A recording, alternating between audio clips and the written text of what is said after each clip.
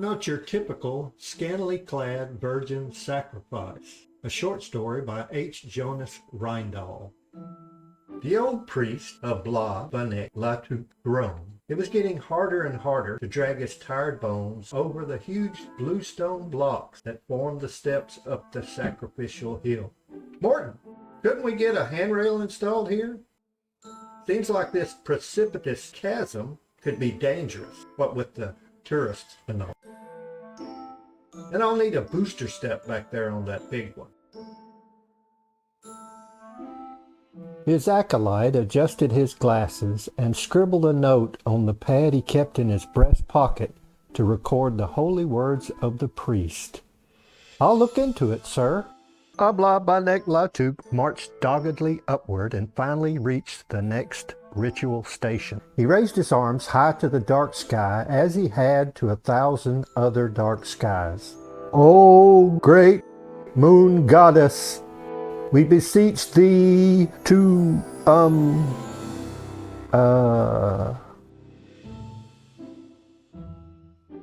reawaken the slumbering breath of our mother, the earth," Morton prompted, reading from his notebook. Davinci repeated the sacred words and rang the sacred bell, which responded with a muted clank.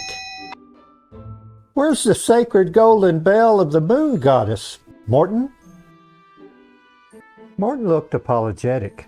"Well, sir, the insurance company sent us a memo saying they thought that bringing the sacred instruments out of their cases was too risky, so we had to substitute this year." "A cowbell?" "It was available, sir." Davinci harumph. "I suppose the sacred sacrificial obsidian blade, encrusted with the blood of 1,000 virgins, is a butcher knife?" "No, sir, not at all. It's the knife my dad uses to clean fish. Cleaning fish is kind of like a sacrifice, don't you think, sir? It's quite sharp. I tested it on my thumb." He showed the priest a bandaged digit. Davinci rolled his eyes. He could not say much, though. Morton was his only acolyte. "I'll need help with this next step, Morton." "Yes, sir."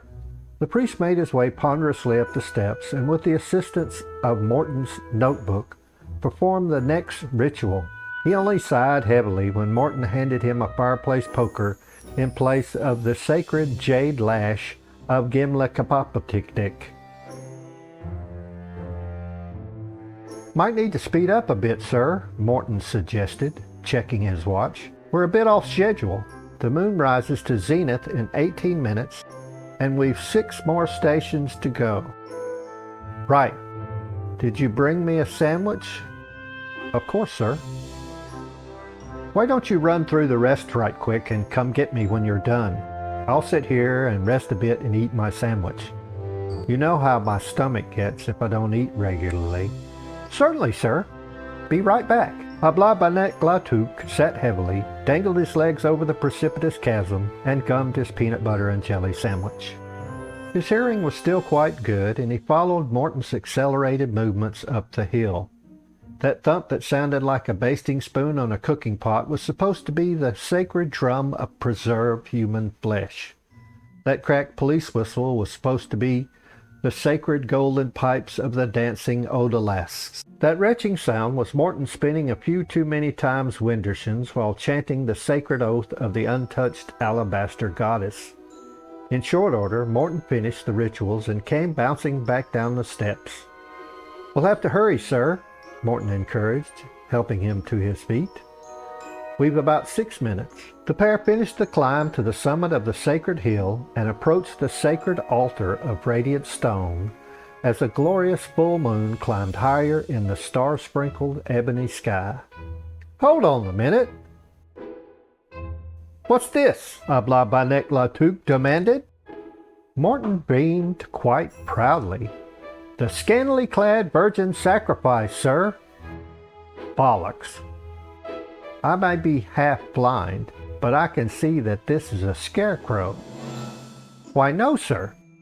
We made it special. It's what they call an effigy. It's virgin cut straw stuffed into a genuine scanty halter and barely covering loincloth." The hair is poison oak vines, sir, for the color contrast, so be careful and not touch them. This won't do, Morton. The acolyte looked crestfallen. I was quite proud of it, sir. My girlfriend helped me with it. Habla Banek Latuc glared. Morton shrugged. Sorry, sir. The whole vow of chastity thing wasn't working for me at all. Wendy's a real nice girl. I think you'll like her. I think with a little encouragement that she can be talked into working part-time as a Vestal Virgin.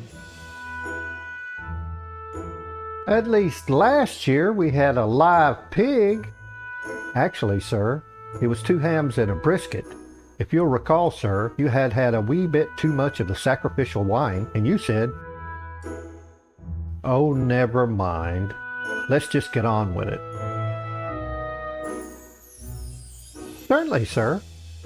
May I suggest that we dispense with the luscious dance of the half-naked slave girls? Eh? Why's that? That's one of my favorite parts. No slave girls, sir. We had some last year, didn't we? Yes, sir. But the ladies from the Kit Kat Club said they couldn't come this year. They're having a special 2-for-1 sale all this week. Right. We'll just skip it then. What's next? Morton flipped through his notebook. Well, that should do it, except for the final plunge of the sacred blade into the heaving chest of the scantily-clad Virgin Sacrifice. I'll let you take that one too, Morton. Fetch me a chair, will you?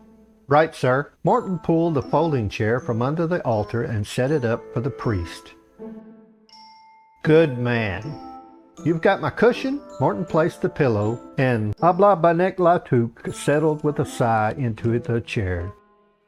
Now, just as I've showed you, mind. Morton slid back the sleeves of his silken ceremonial robe to reveal the sacred mystical tattoos on his forearms, raised his arms dramatically, and then plunged his father's fish-cleaning knife into the symbolic chest of the effigy. Ow! Eh? What have you done now, Morton? I think I've cut myself, sir. Well, don't get any blood on the altar. That thing's the devil to clean. Sorry, sir. I think I already have. Before Habla Banek Latuc could open his mouth to speak again, a great peal of thunder boomed across the hilltop, and a blazing ball of blinding light appeared to hover above the altar. I, the eternal goddess of the moon, welcome your sacrifice. In the light, an image began to take shape. The fact that the image was of an elderly, overweight woman sitting in a rocking chair while she knitted was somewhat unexpected. Who summons the eternal goddess of the moon? Is this your doing, Morton? The priest whispered out of the side of his mouth. No, sir. I think it's the real thing, Morton quavered. Perhaps we should prostrate ourselves. Good idea. Habla Banek Latuc eased himself onto his bony knees alongside the acolyte, adjusting his sacred robe so that it did not ride up in the back.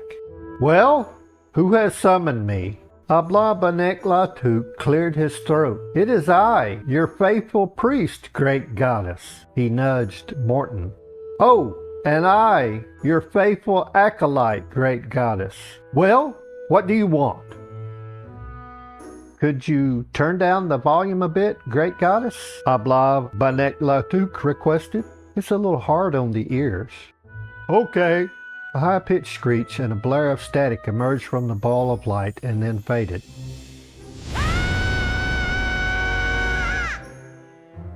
How's this? That's fine, great goddess. Could we hurry this up a bit?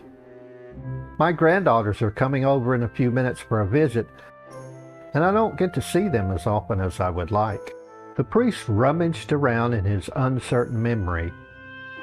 We beseech thee, great goddess, to enlighten our nights with the glory granted. Anything else?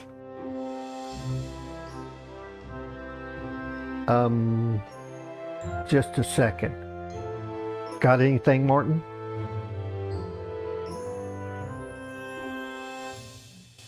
Abundant rain and bountiful harvest, sir. The great moon goddess waved a knitting needle in a negligent blessing. No problem. I'll get right on it. Looks like we're done here. It's been quite a while, but I think we've had a very productive meeting. Let's get together again, say, in a couple of centuries. See you then. The ball of divine light vanished. She didn't do the part about, I am pleased with my good and faithful servants, Morton mentioned as he once again helped Abla-Banek-Latup to his feet. Pretty much implied, I'd think, the priest reassured. Morton, about that girlfriend. Sir? You two haven't, how should I say it? Been together? Morton blushed slightly. Wendy sort of promised her mother that she would wait till she was married, sir. The priest patted Morton on the shoulder. Let's try to get that taken care of before next moon festival, shall we? I think it would be bad form to disrespect the great goddess's wishes. Rather not have any slip-ups with virgin blood like this time.